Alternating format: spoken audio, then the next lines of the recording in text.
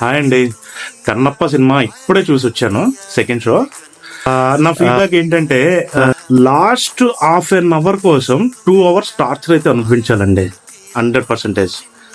Apart from ఈ memes, Manchu Vishnu గారి మీద ట్రోలింగ్స్ అండ్ మార్నింగ్ నుంచి వస్తున్న రివ్యూస్, వీటన్నిటిని పక్కన పెడితే మాత్రం పాజిటివ్స్ మాట్లాడుకోవాలంటే last half an hour extraordinary. ఎందుకంటే ప్రభాస్ గారు వచ్చిన దగ్గర నుంచి మనలో కూడా భక్తుడు అయితే ఖచ్చితంగా బయటకు వస్తాడు ఆ లాస్ట్ హాఫ్ అన్ అవర్ లో.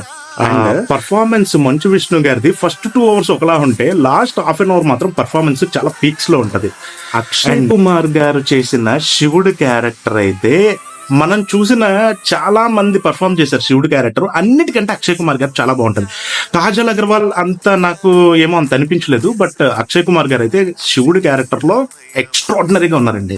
అండ్ మోహన్ బాబు గారు ఆబ్వియస్లీ ఆయన క్యారెక్టరైజేషన్ చాలా బాగుంటుంది, ఆయన పర్ఫార్మెన్స్ అయితే చాలా బాగుంటుంది. మాట్లాడుకోవడానికి మోహన్ బాబు గారి కోసం మాట్లాడుకోవడానికి ఉండదు, చాలా బాగుంది. మోహన్ బాబు గారిది కూడా చాలా బాగుంది. కానీ లాస్ట్ హాఫ్ అన్ అవర్ కోసం అని 2 hours మాత్రం మనం ఖచ్చితంగా జండు బాంబు పట్టుకుని వెళ్ళాలండి, ఇదైతే కన్ఫర్మ్.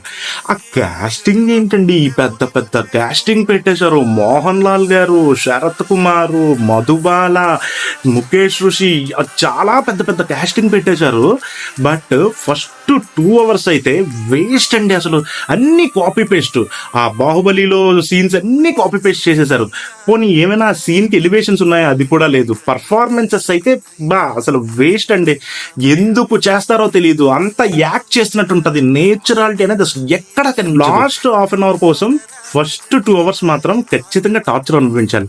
మీరు టార్చర్ అనుభవించాలి అనుకుంటే మాత్రం ఖచ్చితంగా కన్నప్ప సినిమా చూడొచ్చండి. కానీ లాస్ట్ హాఫ్ అన్ అవర్ మాత్రం సూపర్ గా ఉందండి, సూపర్ ఎక్స్ట్రాడినరీగా ఉంది.